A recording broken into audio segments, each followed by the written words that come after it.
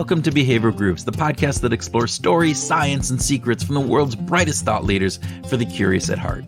I'm Kurt Nelson.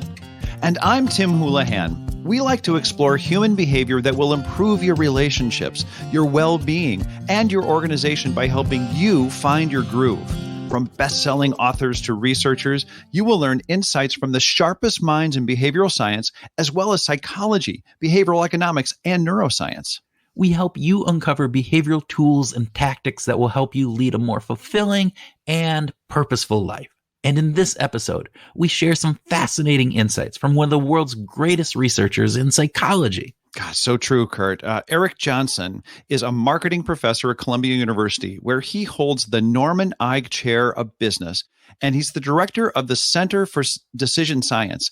Eric has studied the way behavioral decision science research, economics, and decisions made by consumers and business leaders, of course, all come together in the real world. Eric has explored how options are presented to decision makers and how the framing of those options affect their choices. He is well known for his research on organ donation, choices about environmentally friendly products, and investments. His work has appeared in the New York Times, the Wall Street Journal, the Financial Times, and he's appeared on a variety of U.S. television and radio news programs. Eric's work helps bring the interesting concepts of this research to life. Of course, Eric is also the author of a newly published book called The Elements of Choice: Why the Way We Decide Matters. And we definitely spent some time hearing about some of the cool things that he covers in this fascinating and excellent book. Yeah, in our conversation with Eric, we made sure that we asked him about that amazing organ donation study and how there's some after the commitment stuff that we rarely hear about, like how the actual donation rate doesn't necessarily equal the commitment rate. You see, even with an organ donation commitment, doctors regularly ask family members how they'd like to proceed. So we talked to Eric about that. And we also talked about how we're all designers. And of course, we also talked to Eric about the incredible power of defaults.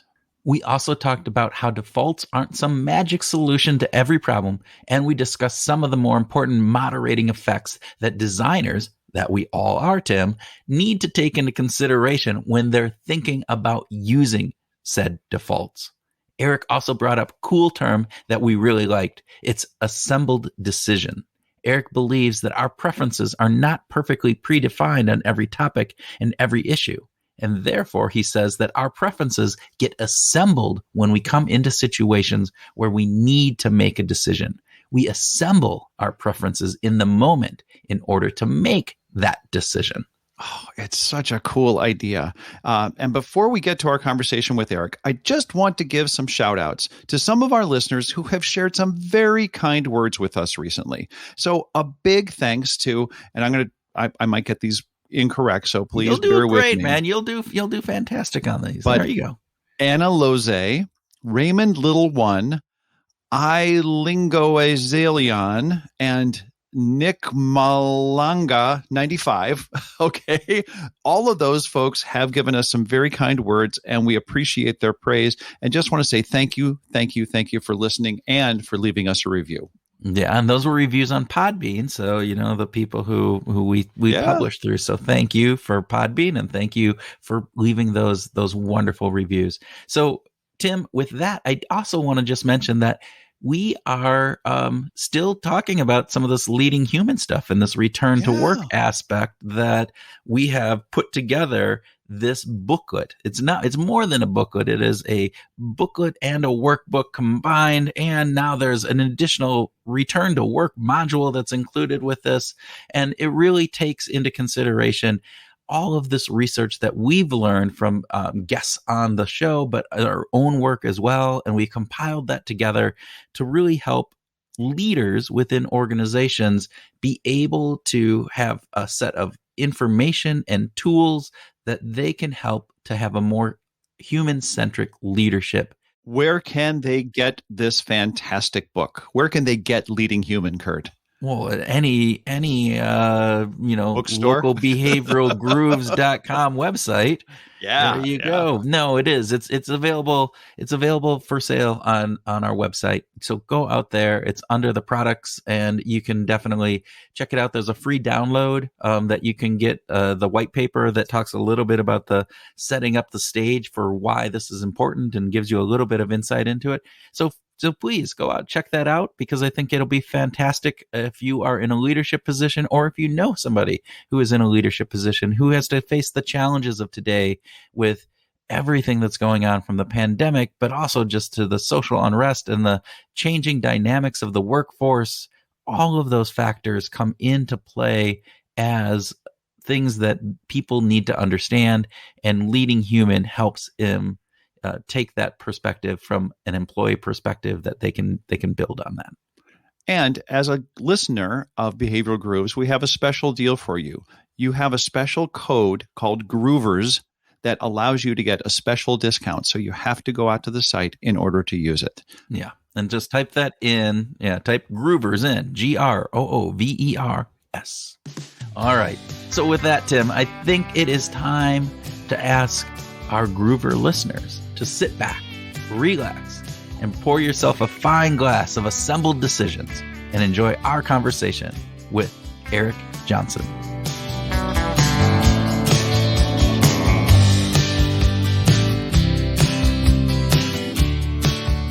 Eric Johnson, welcome to Behavioral Grooves. Thanks. Glad to be here and glad to be with your listeners.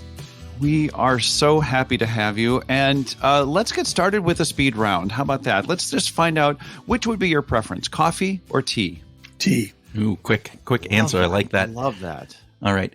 Would you rather have dinner with your favorite athlete or favorite musician? Musician. Oh. All right. And Tim will want to know who that might be. Oh, that would take a little bit longer. Oh, okay, that's fair. That's let me this try is why this. these speed rounds are never speedy. And let me try to ask a question back. Living or dead? Oh, okay. Well, let's go ahead and put a parameter on it. Let's say not living. Let's say dead. Let's actually put it in that vein.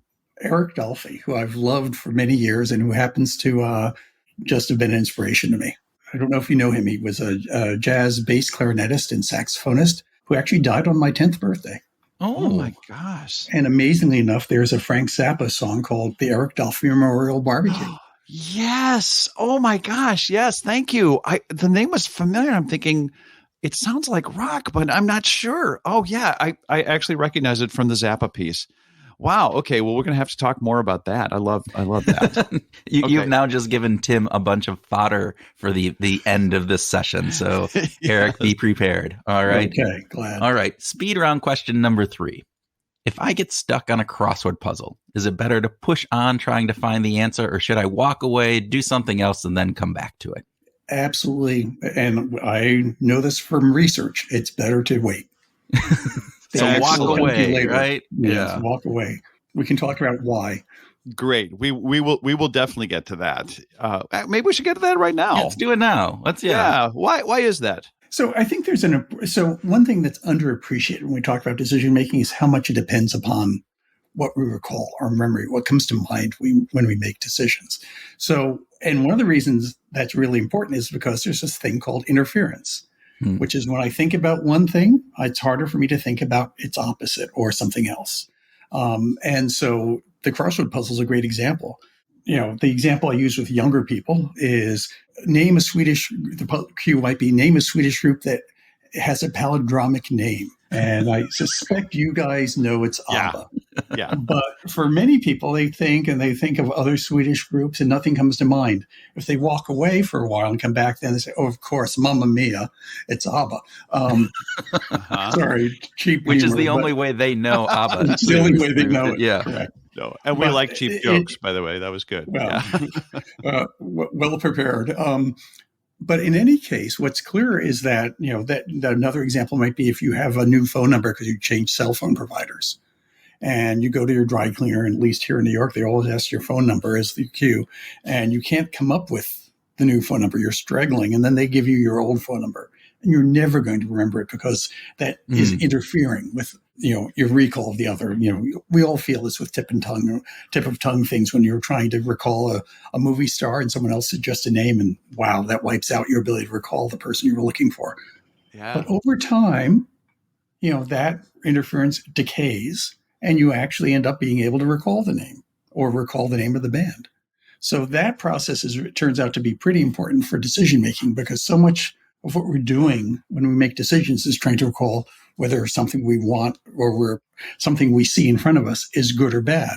And so therefore the role of interference is huge. That's fantastic. That explanation has made so much sense to me. By the way, I'm really glad that you shared that, because it's so familiar, I guess, basically.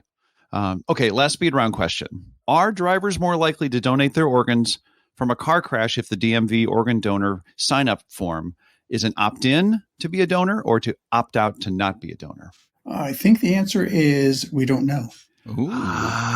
Great answer. Great answer. So tell us about that. I would make the assumption, but now what help us Defaults, go down right? this, because there's some really cool research on this. So Right? that's a trick question in a way, because in the US at least, no one has an opt-out default.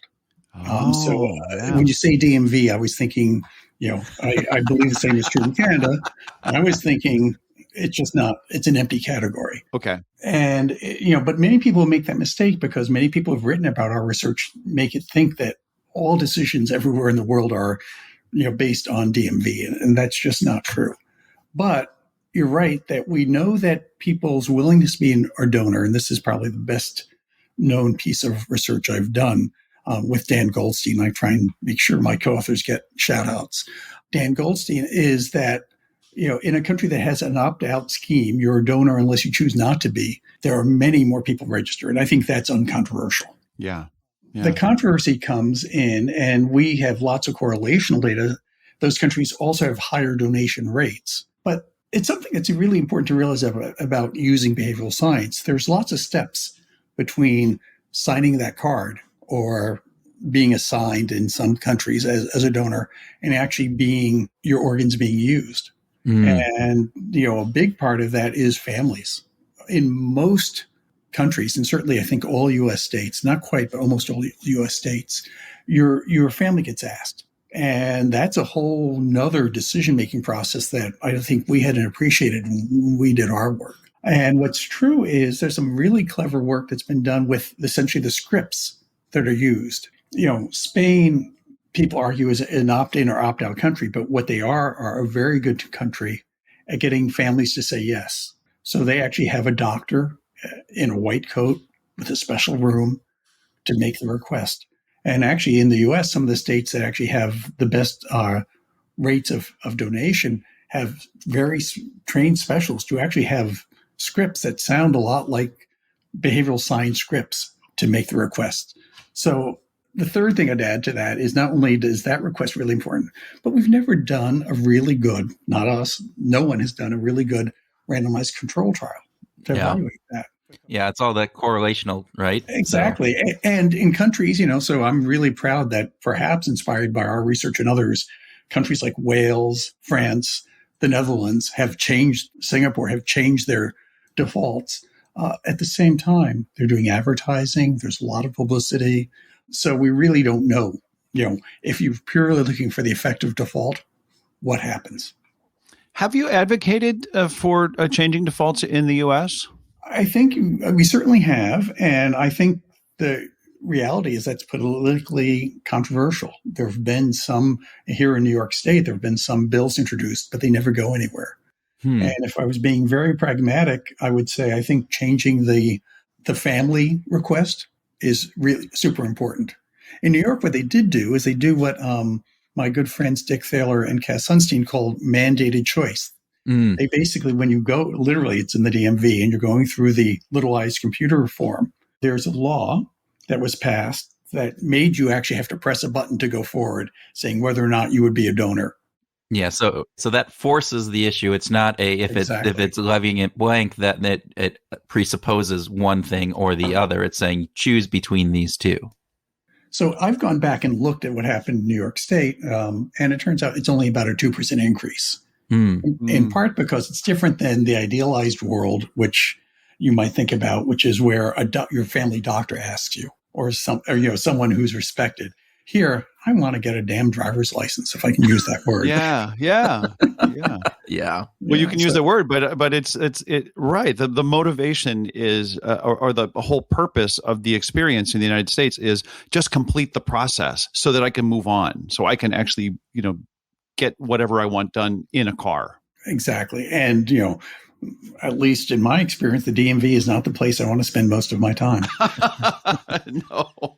Well, and I know you've talked too that this idea that people are impatient and there's a time component in our decision making that leads us to do some things that may or may not be optimal for our own peace, just from our impatient element. Is that part of what is coming into play in this situation too, do you think? So I think in this situation, almost all choices, we're going to choose a way of making a decision. That's sort of the first decision we have to make. In a supermarket, we're deciding what aisles to go through. On a website, we're deciding what buttons to click. And very often we make those decisions in the first couple seconds. And when we do that, we basically are facing a decision that's effort now for benefits later. So, do I really want to go through all the details of the website to choose whether or not to have cookies, or do I want to book my airline flight? And that, the benefits of that and costs are in the future.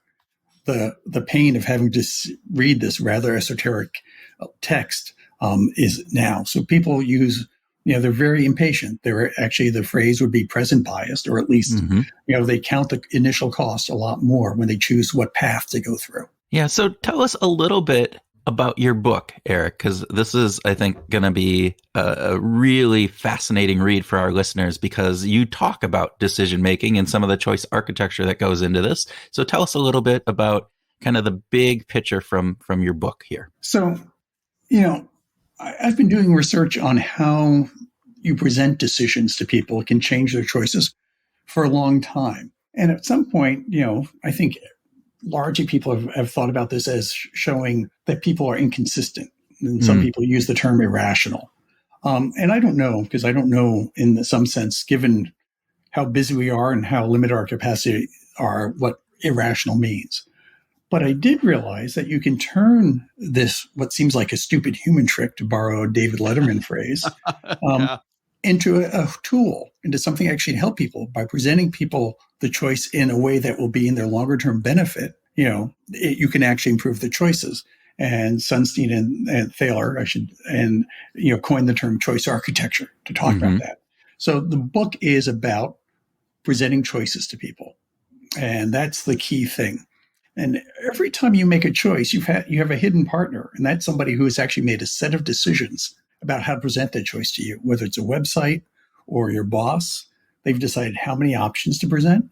They've decided how to order them. They decide what characteristics or attributes to present, what scales to use. Do I use, 5 stars? Do I use a number? And I call all these things tools. So basically what the book is about how designers, I call them, you could call them choice architects, but I like designers because it's shorter and more appropriate, choose the tools to present choices to us. And actually, sort of more importantly, and the other little cute insight, is we are all designers.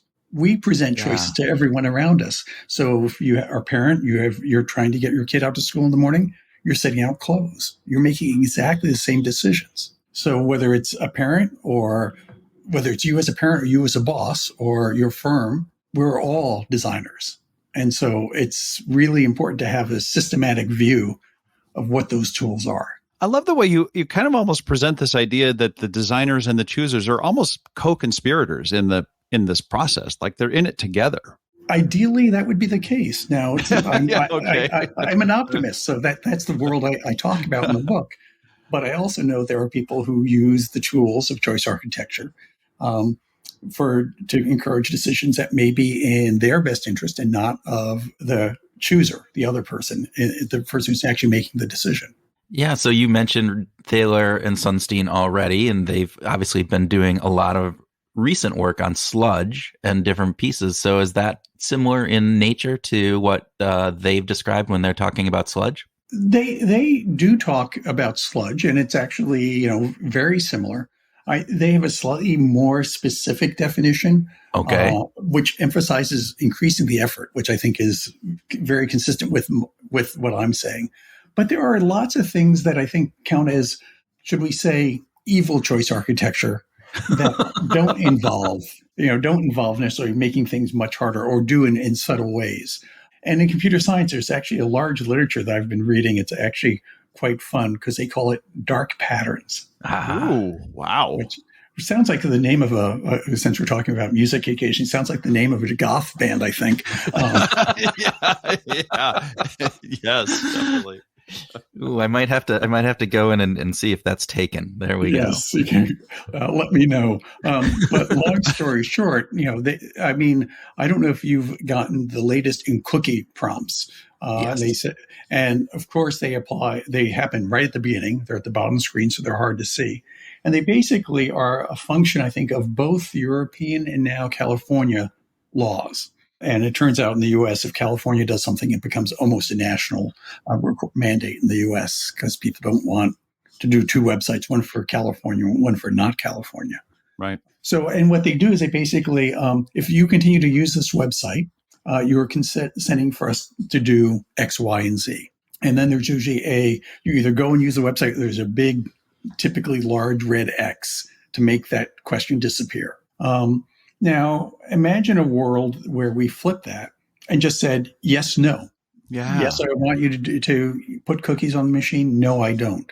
There are actually some computer scientists, and they get about a 26% difference in people's responses based on whether that yes, no, or just that X is there. So that's a case where, essentially the designer wants one outcome. I'm not going to take a position about whether cookies are good or bad.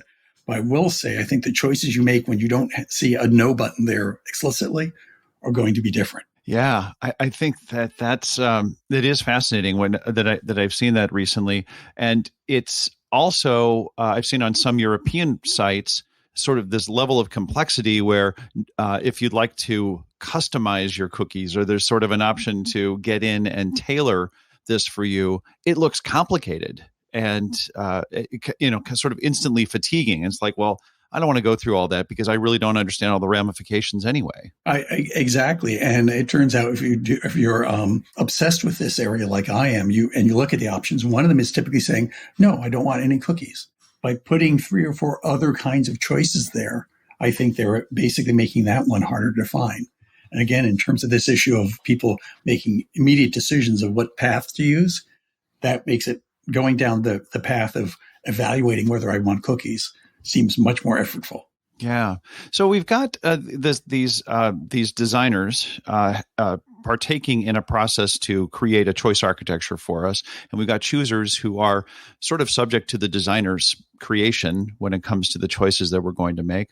To what degree does context play in this choosing experience? So help me understand what you mean by context. I just want to make sure I understand. Sort of in the let's say for the cookies, like the kind of website that I'm on, or my intentions at the moment, or am I in a rush, or all the environmental factors that might be influencing me at that point. Does that help? That does help. And I mean, I think you bring up what will turn out to be a very good and important point for your understanding designing websites, which is the effects you're going to have will depend upon the application, or as you put it, the context.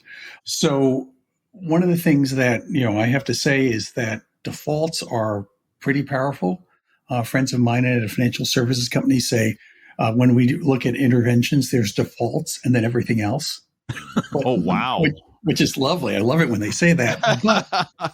But the reality is that, in organ donation, this is for opting in versus opting out to agree to be a donor, not actually being a donor. Mm-hmm. We get results that are typically 40, 60%. That's huge. And I think people often take the view that, well, that's going to happen. If I'm going to increase my sales by 60%, all I have to do is change the default. And it's not that simple. So, as someone who's a designer, you're going to want to look at different contexts and try and understand how big the effects are. So we actually went and collected every study we could find that had changed defaults to try and see what happened. And what we found was actually that defaults are very powerful, but they also are very variable. You get some studies where you get very little effect, and you get other studies. I think the record is like a 90% versus 5% difference when people are choosing their electricity provider. So in lots of Europe, you get a choice, in the US as well, whether you're going to have a sustainable electricity provider or one that's using non-sustainable coal and other things. And there is some very nice randomized control trial studies done in Switzerland and Germany that show huge effects. And I'm sure they're right because they have huge samples. You have 40,000 people in each cell. But what's interesting, you have other studies, which are websites where they make the pre-check very small, and those have much smaller effects. So an important point, I think, if you're actually trying to take advantage of what we now know about designing sites, is to say, what exactly is the process that's going on, and to understand that. So defaults are powerful. We find that they're average somewhere, depending upon how you look at, about 30% increase. And they're also cheap because, of course, to change the default on a website is literally changing, one line of HTML code. Even I could do that. Literally, the code says default equals, and you name what the default should be. But it's not always going to give you a huge increase. It will give you a sizable increase most of the time. And then, we think a lot about what are the things that make that effect larger or smaller. Yeah. So what are some of those moderating effects? What are those aspects that increase or decrease the impact that has? So one way of making sure defaults have less effect is to ask the question multiple times. Wow. So one of the things that's interesting about the cookies is you could reset the cookie and then ask me, do you want to change it back the other way? We actually think about lots of ways defaults work. One is basically ease. If you make it hard to change the default effect will be stronger. Yeah. Another was an endorsement. If you trust the person who's setting the default, it's likely to be larger. The other is defaults work a little bit by giving you a little bit of an endowment effect. That is, you feel like you own that. So to go back to organ donation, I might be thinking first about everything that's good about being a donor, that, I'm going to save somebody's life, et cetera, et cetera. Then if interference exists, it's really hard for me to think about what the disadvantages are. So if we go back to the role of memory, there's actually a effect that defaults can change the order in which I consider the options. And that's where memory becomes important. It actually will change the amount I think about that. So we have tried to look at that, and all three processes apply. And what happens is when all three processes go in the same direction, you get a bigger default effect. When it's only one or two, the default effect is smaller. Is there anything, you talked about the impact that it had on the power companies in some of the European countries. And in thinking about that, and this is me just making a wild guess here because I have no clue on that, but I would see it would feel like that is a ambiguous situation. I may not know power company A from power company B from power company C, so my natural inclination is just to go with what's going on. Is there elements where it's a novel situation or ambiguous, or I don't have a preference? Does that have an impact from your perspective? Have you done any research on that or seen any research? So the way I would think about that is actually that it's a case where my preferences are really assembled.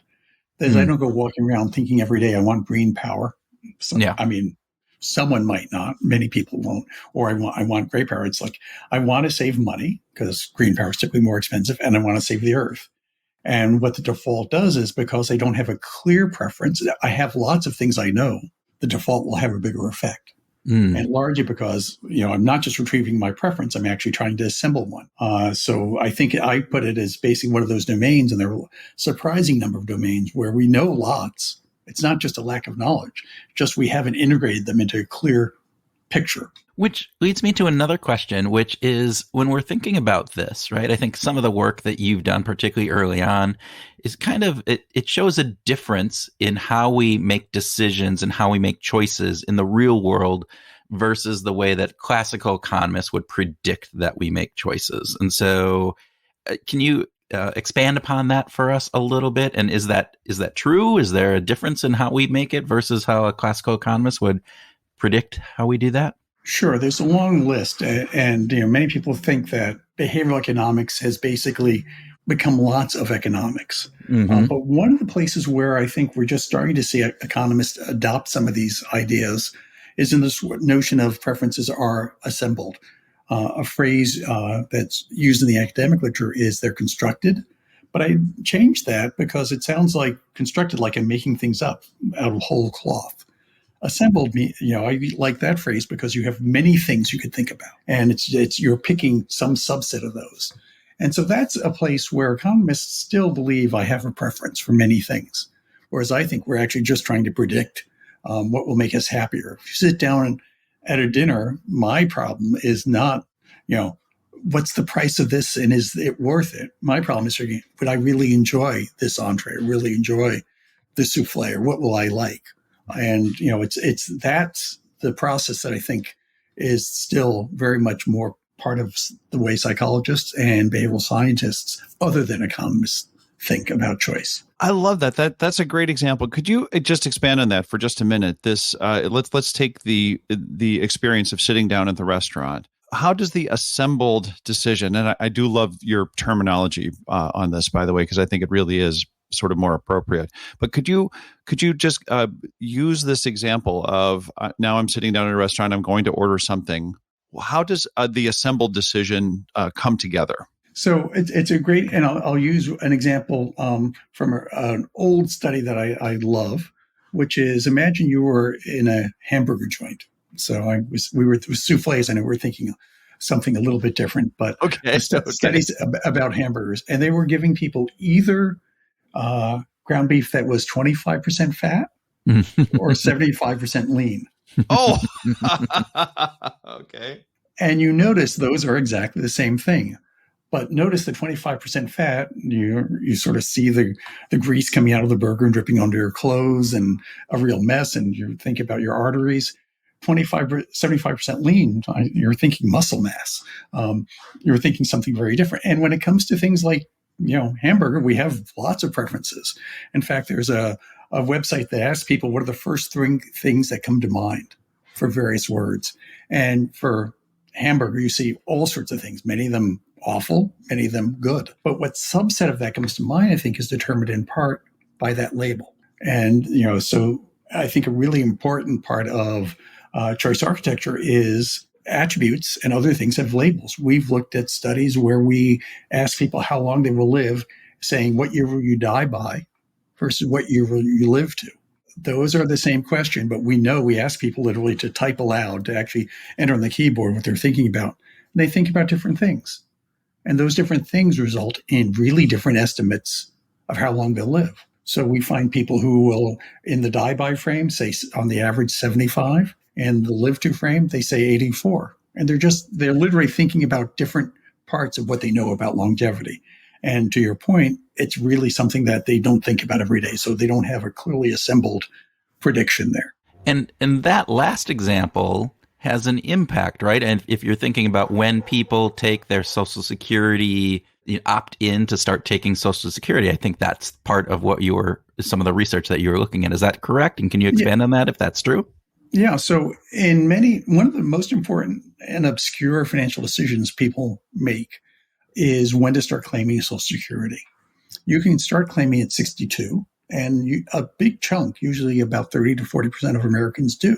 Now, this doesn't necessarily have to do with retiring. It's just when you start getting the checks. Now, what's interesting is that you get about an 8% increase year over year by waiting in the amount of money you get. So it's actually important to figure out, do I want to wait a year? Now, for those people who already have some money in savings, it's unlikely, with the exception of the current stock market, which is sort of unusual, you're going to make 8% risk-free year over year. And you should be spending your money and then letting Social Security get bigger and bigger.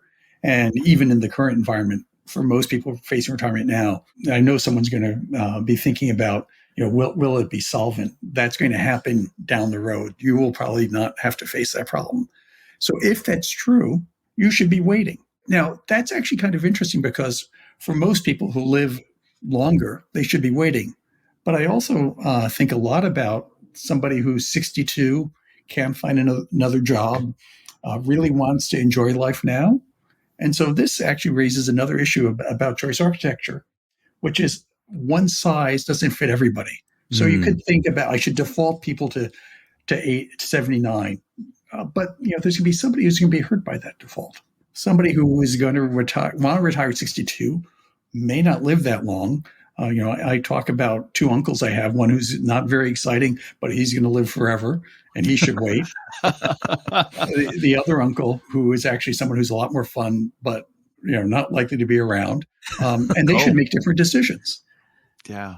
Which I think it brings up a really important part, is that applying these principles across the board, and Tim and I have talked about this on other episodes, is to your point, it's not a one size fits all, but there's also an ethical consideration in being that designer. We have to think about that. And yes, you may prefer a certain outcome, but you also have to understand how that impacts others and the ramifications that has across the board, long-term, variety of different stakeholders, all of those factors that come into play, which makes this a little bit harder than just an easy, let's default people to, a later time to get their social security payments, as you just kind of identified. So, yeah, we've had it easy in thinking about some things like savings, accumulation, as people, economists say.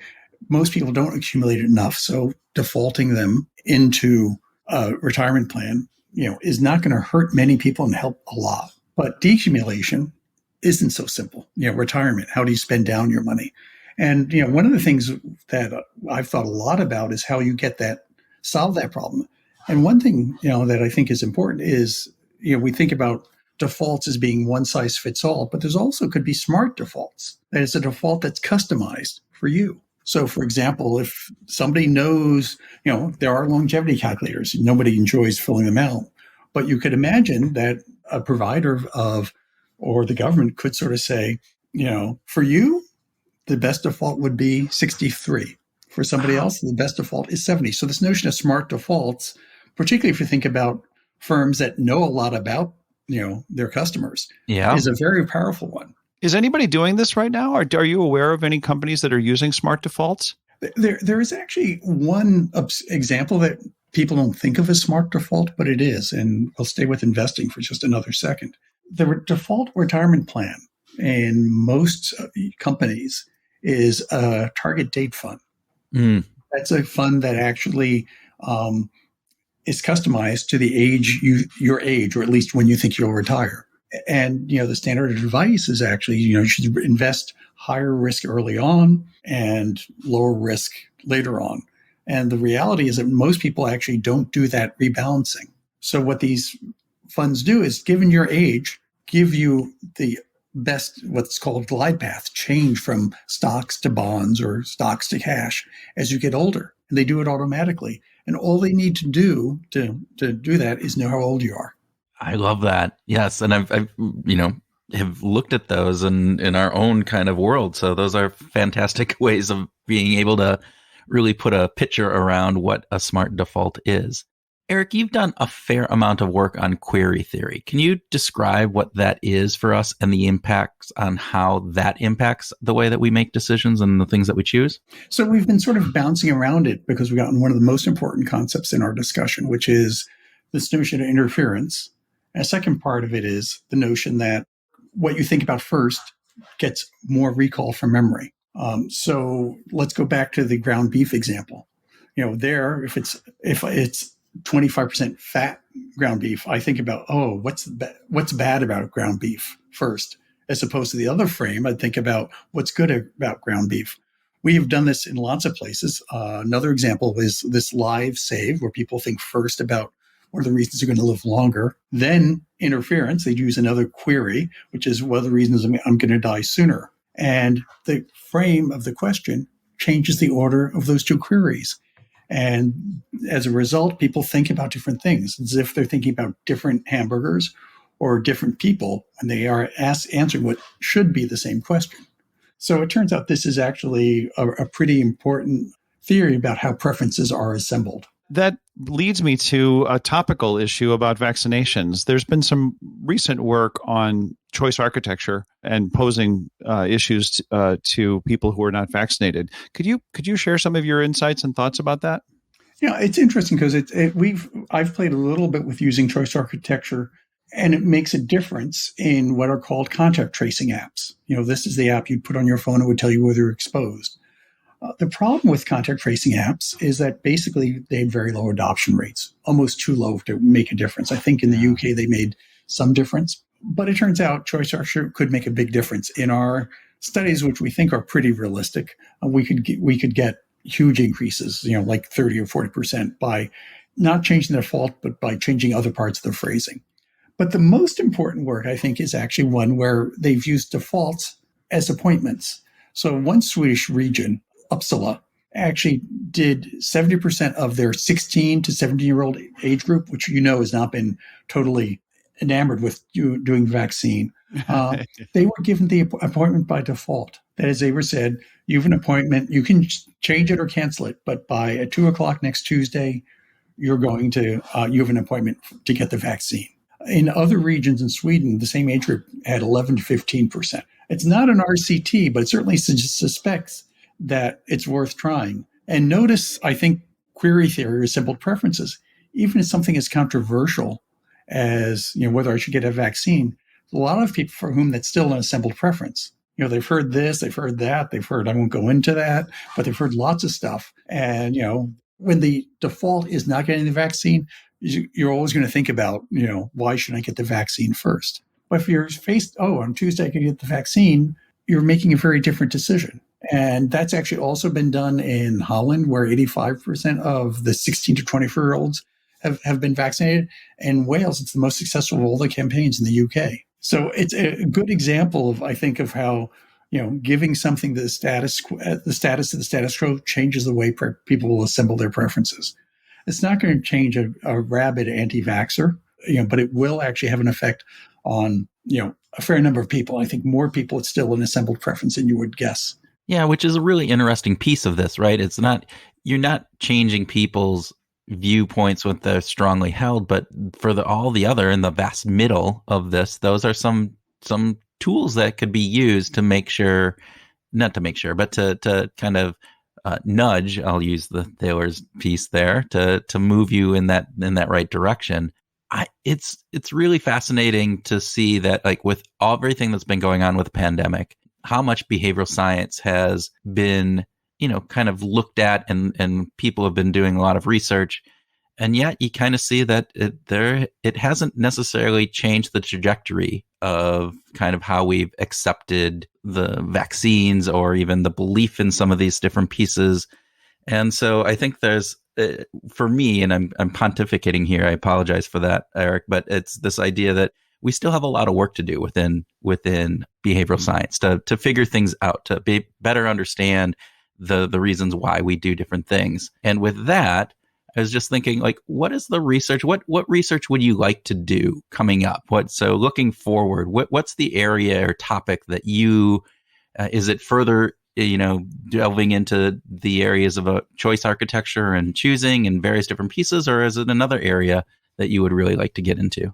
I've often said I've only had 2 or 3 interests my entire research career. They just get recycled. But there are different places. I mean, I'm fascinated by this notion of dark patterns. Yeah.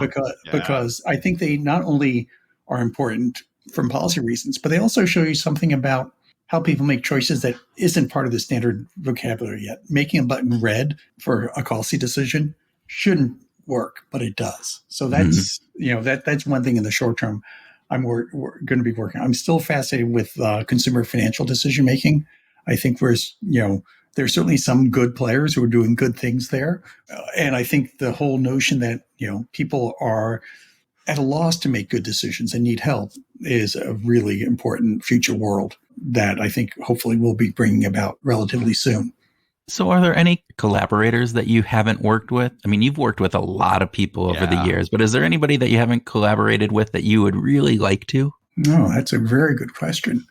The people I find the most interesting. So I basically have 2 sets of collaborators, great postdocs and graduate students. And, that's just wonderful because they teach me a lot. Yeah. They often know things. And I've been lucky, but often I was the young investigator for lots of those people I've worked with, not all of them. So there are people And I don't want to embarrass anyone by not naming them. Fair enough. That's okay. That's fair enough. Yeah. Because there are a lot more people I won't name than name. Okay. That's fair. We've got 6 more pages of questions, but I have to find out. This musical thing kind of came up with the idea of in the speed round about Eric Delphi. Like, this is just. I'm really curious. Are you a big jazz guy? Are you a super jazz aficionado? I've always been schizophrenic, obviously, in my research interests. And that's because I've always been very, very interested in basic fundamental processes like query theory, and also in applications like organ donation. And, in music, I sort of have been off the beaten track, but still schizophrenic. My roots, I actually played string bass, stand-up bass, and the folk and string band scene in both New Jersey and Pittsburgh. I actually did a lot of that to pay my way, or at least to put a little extra money on the table when I was in undergraduate and graduate school. So that has been a very important part of my life. And cool. Another part is the other schizophrenia was, very much like jazz, some of it more avant-garde, but it's just great and something I listen to a lot. So is the string band stuff, is that more like Americana, kind of old time, or or is it more jazz leaning? Yeah, my favorite was, the answer was yes. After all, I wanted to make some money, so we would do lots of things. Right. But my favorite was playing in sort of swing, gypsy jazz, Django Reinhardt kind of music. Oh, yeah. And that was Hot always, Club. Hot Club. That was always sort of my favorite. And also the David Grisman dog music, sort of sometimes, people know Jerry Garcia's collaborations, that kind of thing, jazzy bluegrass.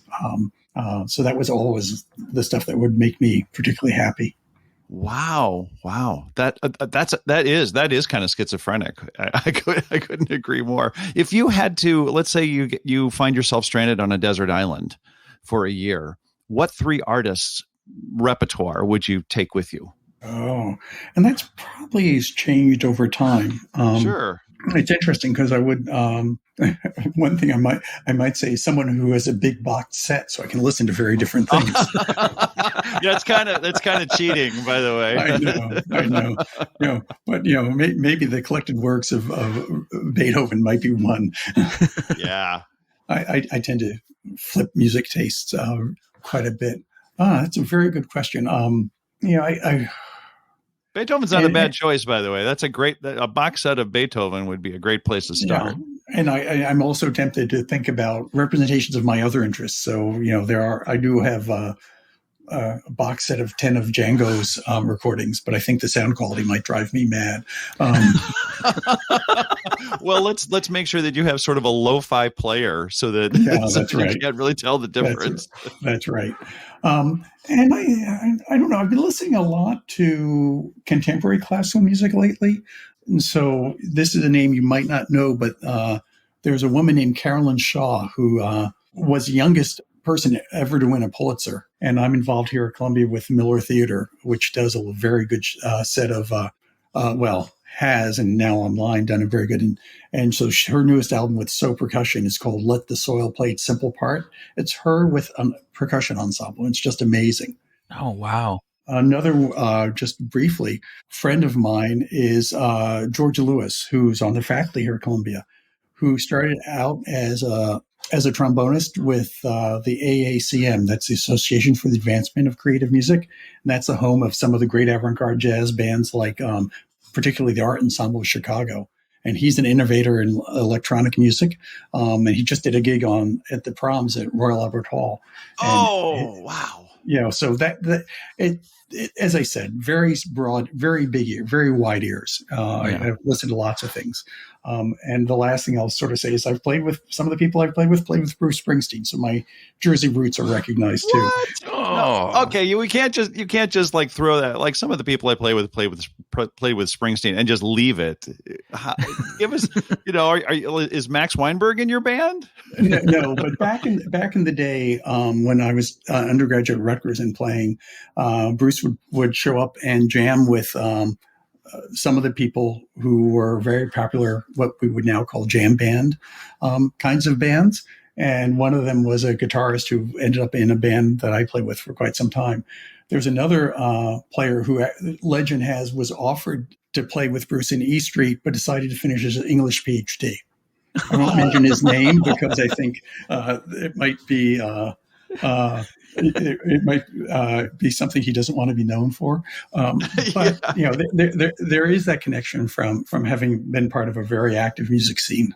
Yeah, I think that, we're in Minneapolis, and I think there's that element of if you're in the music scene, you get connected to others within there, and there's that 6 degree of separation that gets really truncated within those smaller regional areas. So you could see that happen. One last question on music, Eric, is do you listen to music while you work? And if so, does it need to be a specific kind? It almost always has to be instrumental. I find if I listen to that. And it sort of depends upon the stage of composition. Okay. If I'm proofing, well, actually, if I'm reading out loud, it has to be very background.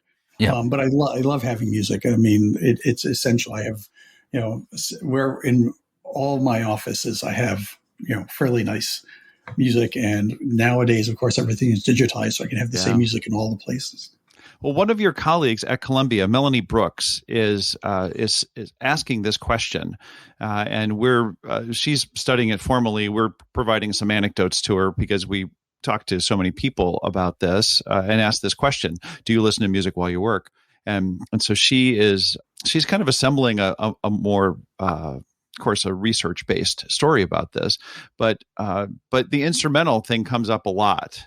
For people who are willing to listen. I happen to be one of those people who will not listen to music while they work. I really demand as much silence as possible. Kurt Kurt, you explain your own preferences. You've got, to your point, I can listen to music in certain types of work, and in others, it's more difficult. And typically, it is those aspects where it doesn't necessarily have to be instrumental, but it can't be something that I'm singing along with. That's for sure. So, right. Yeah.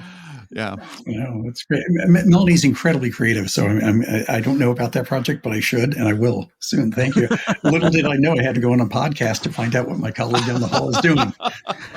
That's why we do it, right? That's it. Yeah, there we go. Stay connected. Eric, thank you so very much for being a guest on Behavioral Grooves today. It's been a real pleasure. I have enjoyed it immensely, and I hope your listeners have learned something. I am sure they have, so thank you again.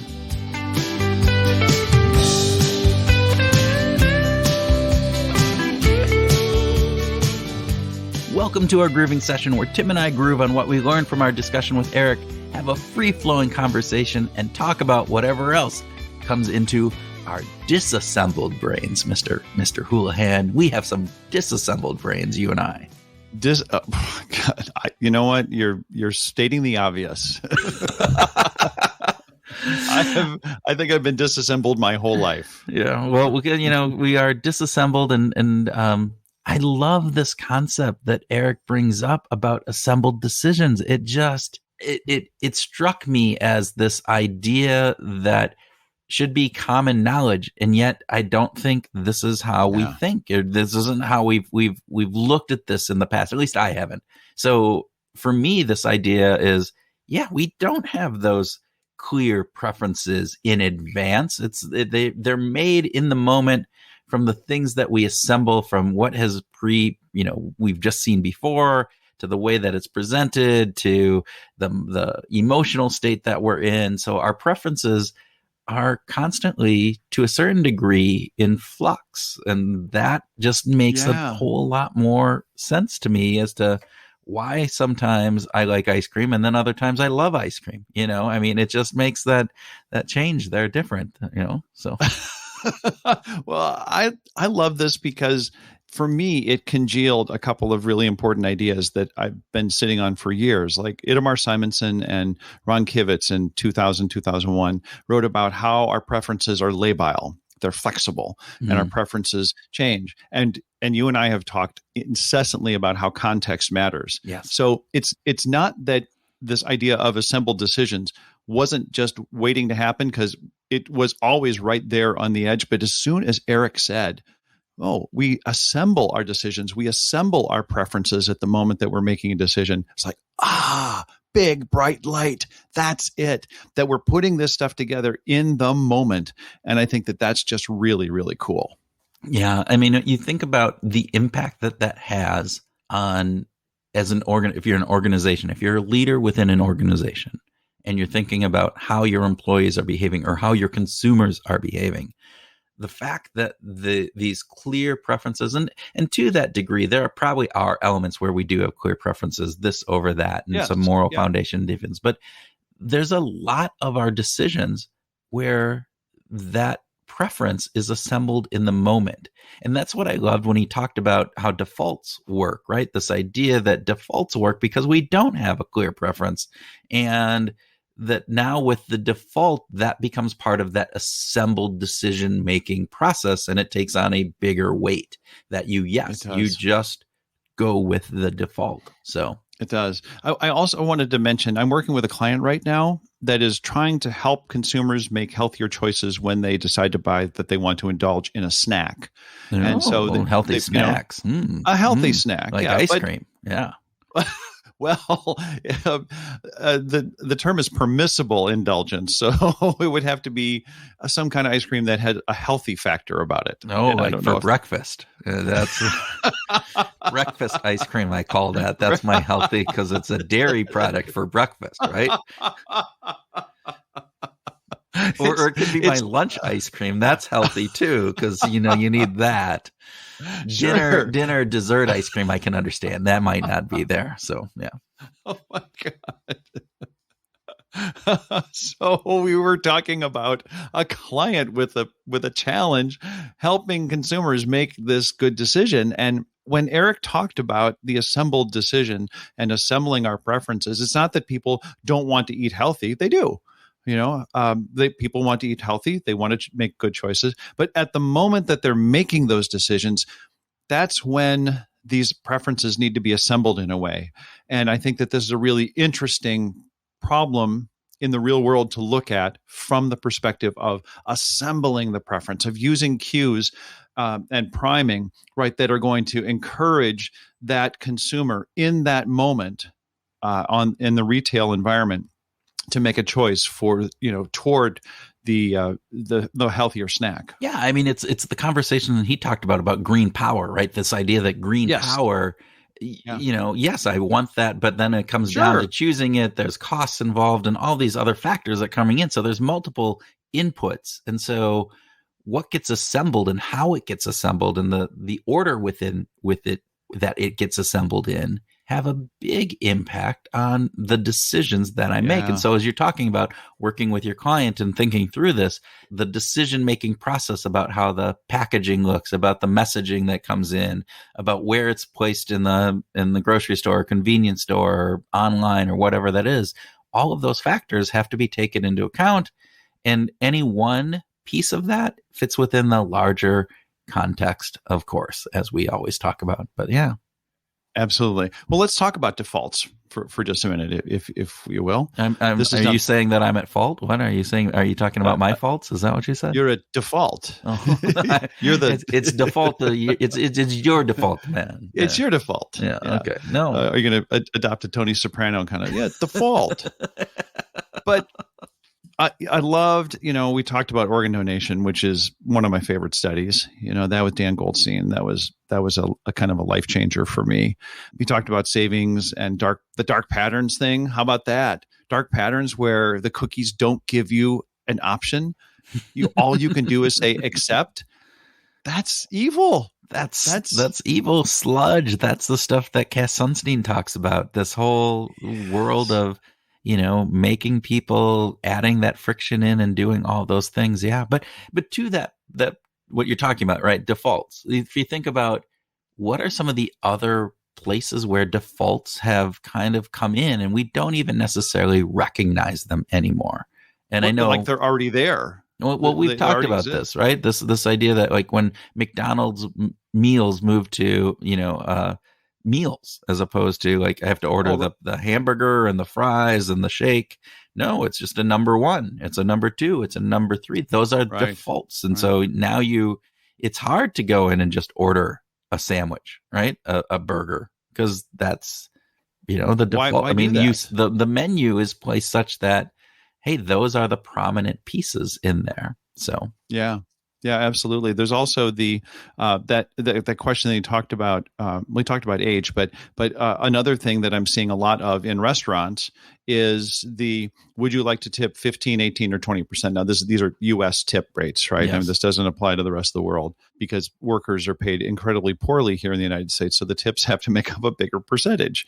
Now, I'm just getting back off my high horse to return to the story, but the 15, 18, 20% is pre-set up so that all you have to do is sort of check one, and if it's electronic, you just press the button, and everything is totaled, and you pay in a way that so it's really reduced a lot of friction.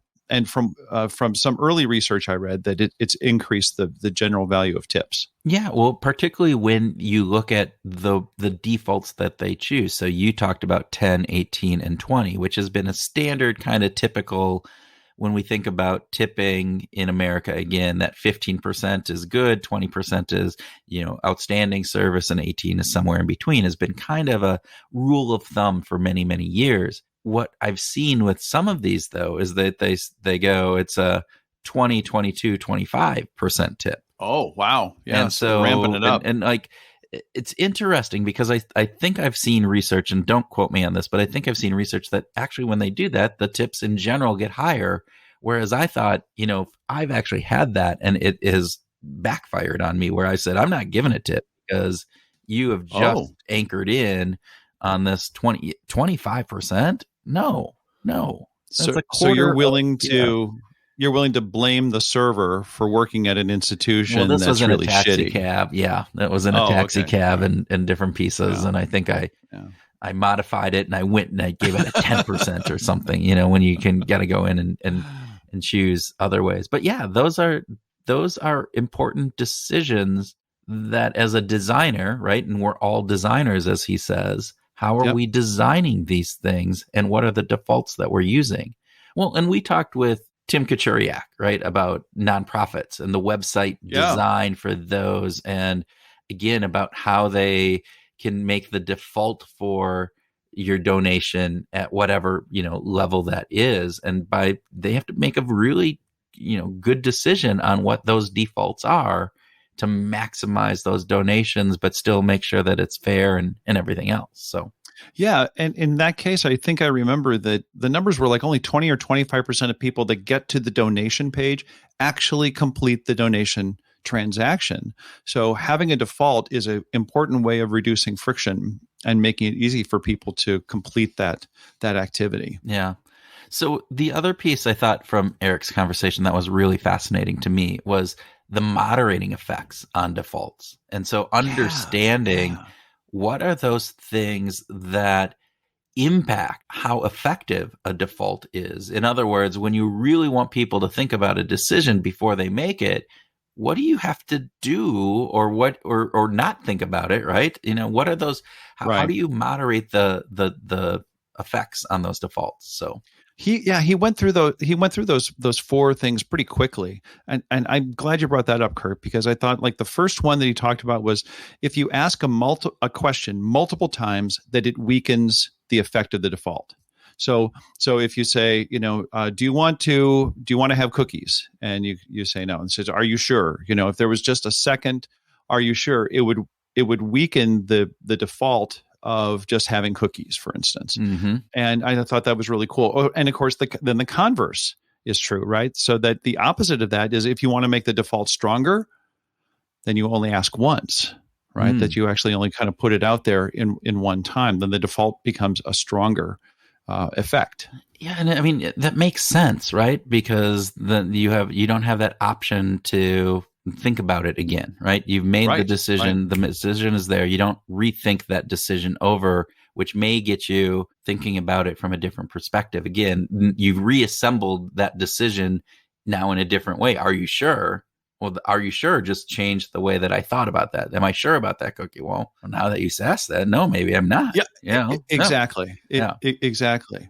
The second one that he talked about was to make it easy to change the default after you've already made the decision. So allow for someone to easily come back and say, wait a minute, that whole cookie thing, I want to change my mind on that. If you actually make it easier, it does weaken the effect of the default. Again, makes perfect sense, right? When you think about it, if I have to jump through hurdles after I've made a decision to change it back, it's status quo bias already. I mean, that happens pretty immediately. So you're decreasing the friction that is available for people, and that makes it easier to go back on those defaults. Yeah. The other one, that I liked is that a default set by someone you don't know or don't trust is weaker, which was interesting. Because you think about how things are designed, this idea that most of the times that we run into defaults, maybe not most of the time, but when we think about defaults, we think about those that are designed into products or things that are part of our life that is outside of our immediate family or boss or something like that. And those tend to be weaker because we don't know them or maybe we don't trust them. Versus if it's you're working with your kids and you give them a default, right? It's stronger. Or if we're working together and we have something that's going on and you make say, Kurt, here is your choice. And I go, oh, okay.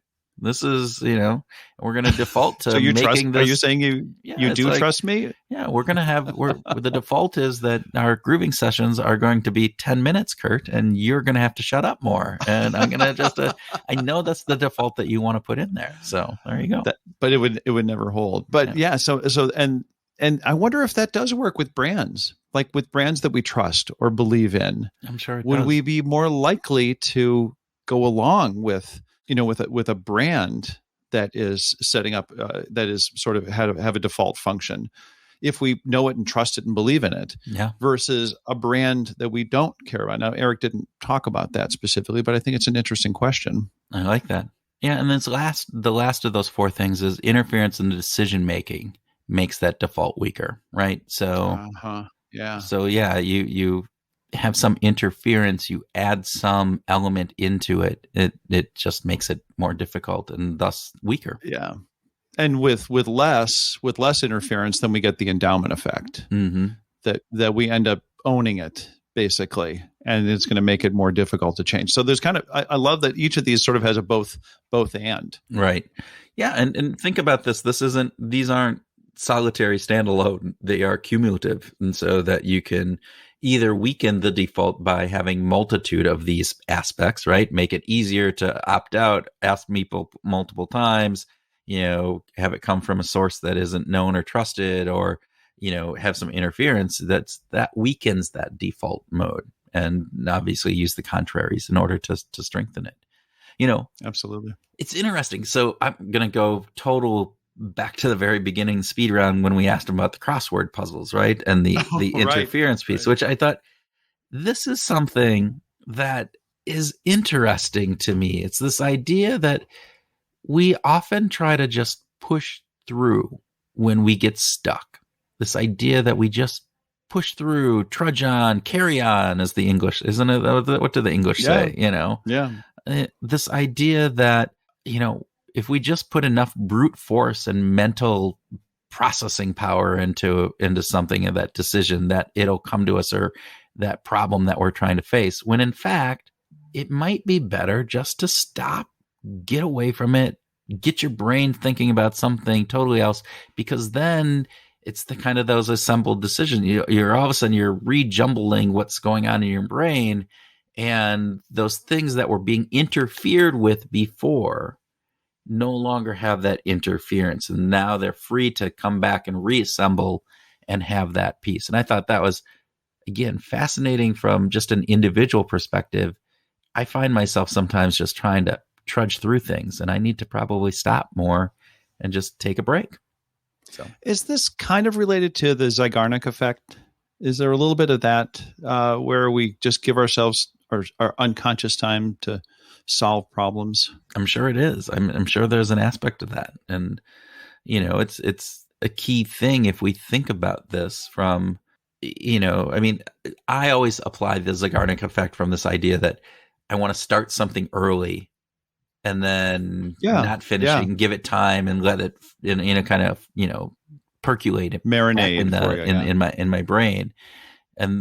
But I do think that probably also plays into this too. Like if I'm in this moment where I'm trying to figure out what that crossword puzzle, word is, and I just can't think of it, I should probably walk away, do something else. Yeah.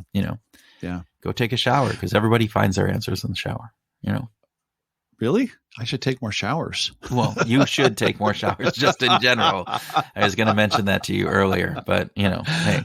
Thank God we're doing this virtually. Yes. If I could just say one other thing about our conversation with Eric that really struck me. Just and this one other thing? Are you sure it's just going to be just one? One? We don't often groove on musical topics. Not often. We do somewhat, but okay. All right, so I'm justifying. He mentioned Django Reinhardt, who is a guitarist that really ushered in, with the help of Stefan Grappelli, the great violinist, jazz violinist, the mode of hot club music that has made a resurgence in recent years with hot club bands all over the United States and Europe, Australia, UK. They're pretty much everywhere now. And these are fast-flying musicians. These songs just fly. They just have tremendous speed and tremendous agility. And Django Reinhardt was the guy that in France in the 1930s created hot club music. And it's fantastic music. The first time I heard Django, I was just transcendent. It was really that powerful of a musical experience. And then later I learned he only plays with his left hand. He only uses his first two fingers. Wow. And you just think about, like, Clapton only uses three fingers. He never uses his pinky finger when he plays, which is kind of amazing. But to only use two is simply unbelievable, especially at the pace that these songs go. So I just wanted to editorialize and just say thank you to Eric for bringing up Django Reinhardt, because that's just fantastic music. See, so this is what I do enjoy, because I had no clue, Django Reinhardt Django was? Never heard of him. Have no idea what hot club music is. Have never heard of that term. And all of this is just an educational opportunity for me on this musical front. I am a much more well-rounded musical connoisseur. Consumer. I like that, actually. Consumer now, because of all of these insights that you have brought to me and our guests have brought to me. So thank you for that. Well, let me ask you this. Okay. Speaking of consuming, do you have a recollection of a band that you saw at some point very early in their career, and then when you saw them live, you're like, oh yeah, actually that's like, they've got it. They're on their way to success, and then they actually became a big hit. But did you ever have that experience? Yeah, there was this band, Dogs on Skis. Have you heard of them? They were an Iowa City cover band, and they were awesome. No, I'm just joking. Did they play at the student union? So there's two, and one probably isn't there. So I saw U2. It was 85, so they were probably already big. They were playing stadiums and they were doing that kind of stuff. So that's probably already big. I think a stadium does indicate that you've already made it. And this one, I don't know if this fits, because they didn't necessarily make it big, but some of their members did. So Trip Shakespeare. So seeing Trip Shakespeare, and so they were regional and they were big in the Twin Cities, but I saw them first down in Iowa City, and there were a few hundred people out watching them, and it was an outdoor concert venue, and I fell in love. I really did. You did? Yeah. And they were, if you ever get a chance, because they sometimes still come back together, but if you ever get a chance to see them live, they are freaking fantastic, and they're just wonderful. So this is the birth of the Wilson brothers. Yeah, it's Dan and Matt Wilson, and then they had John Munson, and I can't remember they had a female drummer who was a standing drummer. She, Elaine Harris. There you go. Okay, see, you know better than me. But where do they go from Trip Shakespeare? Because nobody Trip knows Shakespeare, Trip you know, Shakespeare. they ended up breaking up. I remember once I moved up here, I went and I saw them a lot more and again enjoyed them. And then they came out with their album. They said, this is the album that's going to make us. And they never captured the same essence on album as they did in their live shows. And I don't know if that's a producer, what that is, you know, a variety of different factors. Anyway, they broke up. But then Dan and John formed Semisonic. I was going to say Pleasure because that was the name of their band before Semisonic, but then they couldn't say it, you know. So they formed this other band that did become a bit, I mean, they had Closing Time, which was a huge hit, and a number of other things. And again, they went on to do relatively good. And so I don't know if that fits into what you were saying, but anyway. How about you, Mr. Houlihan? Well, what about you? Did you see a band at the beginning and go when they were just playing pubs and bars and go, yep, these guys are going to be huge, or this person is going to be huge? Not huge, but I saw Pure Prairie League. Oh, yeah. Which was a band that wrote the song Amy, and it's got a very hooky beat. I saw them in a club in Kansas City, you know, in a pretty small club in Kansas City, before they had written Amy, before that song had even been created. It wasn't part of their live set. Wow. And they did not strike me as being, oh my God, they're like the next best thing. Unfortunately, it was not that kind of, they were good. Yeah. They were tight, you know, but. So interesting fact here. That was the first album that I ever got. Is my mom bought Pure Prairie League for me, and then got my brother Peter Frampton Live. Oh, wow. Yeah. And we actually traded. My brother took the Pure Prairie League, and I got Peter Frampton Live. You got Peter Frampton. Actually, no, it wasn't live. It wasn't live. It was the one after live. Was there any? I mean, what? It wasn't. It was done. Peter Frampton Live was huge, and then he came out with the album after that, and it wasn't. It was he had a hit on it, but I can't remember what it was. But anyway, I don't remember. So I know who you're talking about. So there you go. Amy was on that album. That was my first album that I ever had that I then subsequently traded with my brother. So all right, I think we need to wrap this up. So yes. So just to recap our discussion with Eric, we want to remind you of a couple things. First, defaults can be very powerful, and decision designers need to be thoughtful about how and where to apply them. And we are all designers, so think about how you use defaults. Yes. And second, there are many ways to minimize the effects of default, and there are some ways to enhance the effects of default. So again, we urge you to be thoughtful in how you use them. Yeah, absolutely. And lastly, we hope that this was a good experience for you. We hope that you gained some knowledge as a decision designer that will help you in your work or your daily life. And if you found this helpful, please take a moment. Just take a moment to leave a review or a quick rating on your favorite podcatcher.